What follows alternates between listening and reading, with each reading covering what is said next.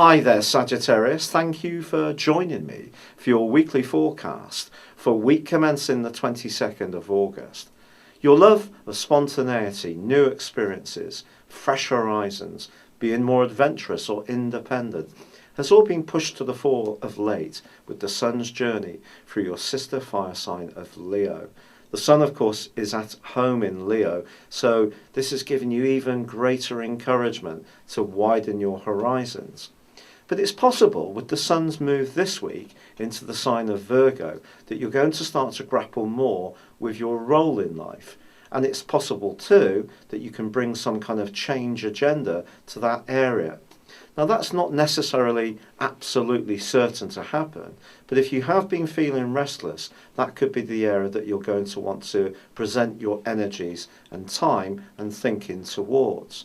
Now already in waiting, you have Venus, Mercury, and of course your ruling planet Jupiter, which has been in this area for around 11 months. Now you have an opportunity in the next month, broadly, to keep being very progressive when it comes to your goals and ambitions. And if you're wanting to raise your profile, from last Tuesday through to the start of this week, Mercury has combined with Jupiter. Jupiter is a larger than life influence. It's what gives you your natural confidence and belief that everything naturally will work out well for you. But having Mercury alongside gives you a little bit more attunement to how you communicate your message, how you link with influential people. But this week, during the middle of this week, the two are joined by Venus. And of course, with the sun powering into this area on Tuesday as well, I really think it's going to give you an awful lot of momentum.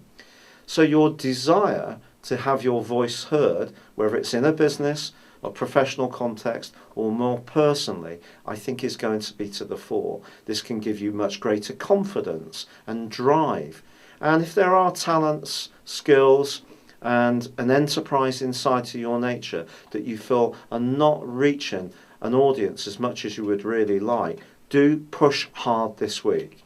This set of influences is not going to reoccur for another 12 years. It really is that precious. And when you get those three influences together, it's possible that a contact that you have who's older or perhaps in a position of influence could put in some kind of good word for you.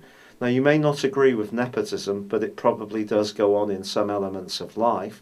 So if someone tells you about an opportunity or gives you the inside track, then be open to what they're saying.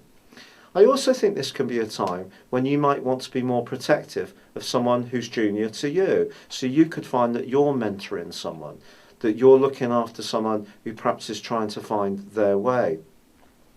Now, as far as your love life is concerned, with Venus in this location, it's really suggesting that you're going to want something that's more stable and constant and could in some cases even be about putting down roots. Now the average archer does not necessarily work their way into a complete commitment without a lot of thought, but it may be something that you are grappling with if it suits your personal situation over the next couple of weeks. If you are about to meet a new partner's folks, I think it could go much better than you fear, but it is going to be important to be natural.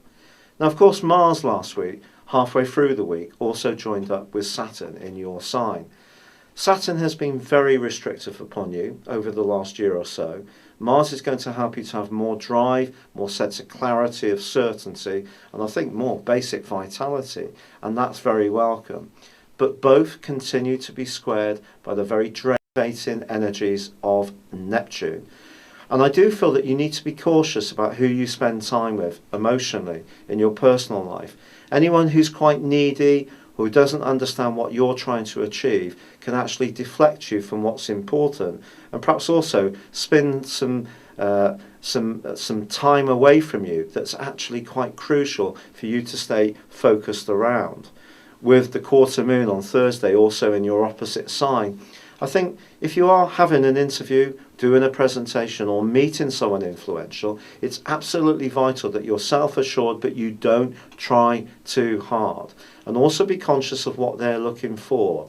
You can't just go into a situation thinking this is me, take me or leave me. Well, you can, but you may not be successful. So stay attuned a little bit more to the expectation. That will help you to coast through this quarter moon a little better. Thank you for joining me. Good luck and goodbye for now.